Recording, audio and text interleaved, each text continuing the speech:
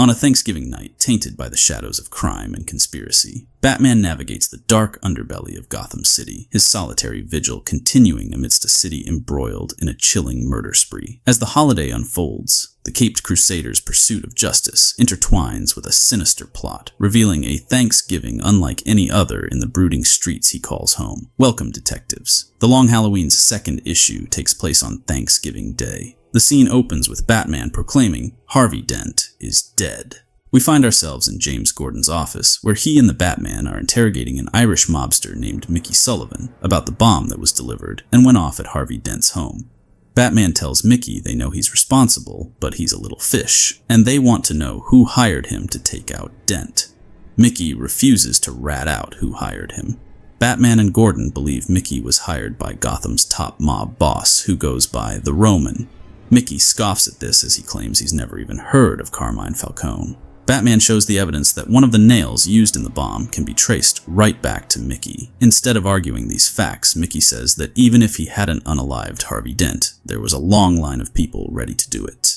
This whole scene and setup for this comic seems like it could have been taken out of an old black and white noir film. The great thing about Loeb and Sale's work is that they are writing a detective and mobster story that just so happens to have a masked vigilante in it, and for my money, those are the best kind of Batman stories. We then see a flashback from earlier in the night of how Batman managed to track down Mickey to his hideout and how he ran away into the sewers to escape from the Dark Knight. Batman followed the mobster into the sewers, who had by this time ran into and was attacked by one of Gotham's lost souls, a massive zombie-like creature who calls himself Solomon Grundy. Batman already seems to be aware of Grundy and is not shocked to see him in the sewers. He realizes that Grundy just wants to be left alone and begrudgingly fights Grundy off so that he can rescue Mickey from the vicious attack. After Grundy retreats into the shadows of the sewers, we are back in Gordon's office. Mickey agrees to make a confession pledging full responsibility on the crime, and even agreeing to put it in writing. However, he tells them that everyone knows Harvey Dent is the man who murdered Carmine Falcone's nephew, Johnny Vitti.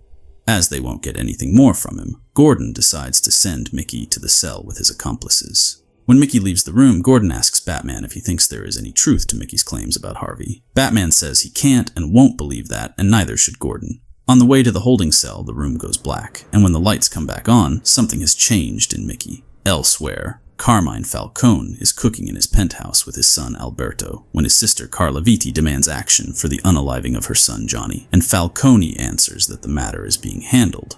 In prison, Mickey tries to convince his accomplices that they should go back over their plan. However, they refuse to go into details, and they decide to stick to the original plan and confess the crime without giving names. Each of the accomplices confesses to their parts of the crime, stating almost word for word that they would put it in writing, the same way that Mickey did.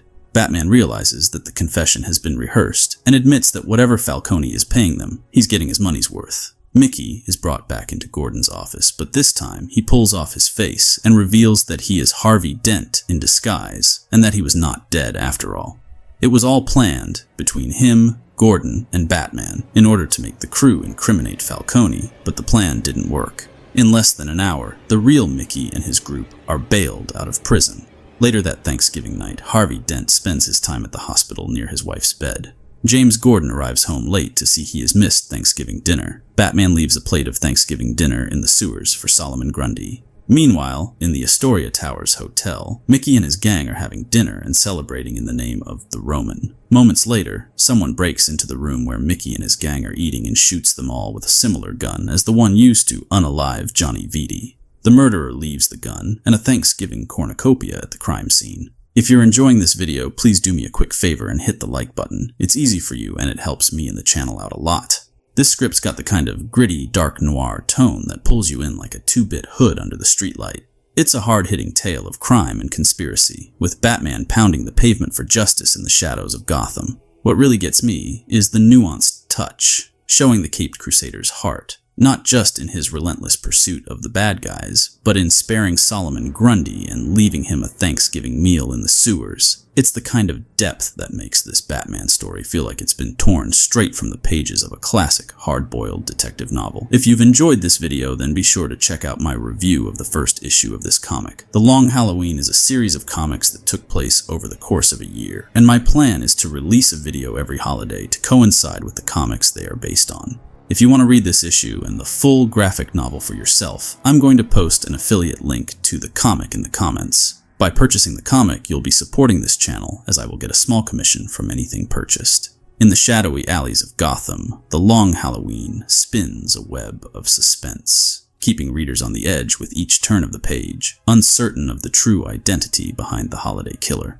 As the dark narrative unfolds, the mystery deepens, shrouding the culprit in a cloak of ambiguity, leaving fans gripping the comic, desperate to unveil the elusive figure orchestrating the chilling murders. Stay tuned for our next installment, diving into the Christmas issue where Batman faces off against the Joker, promising a holiday season steeped in suspense and chaos. In this city of shadows and secrets, where the night holds more mysteries than answers, I'm tipping my fedora to each of you.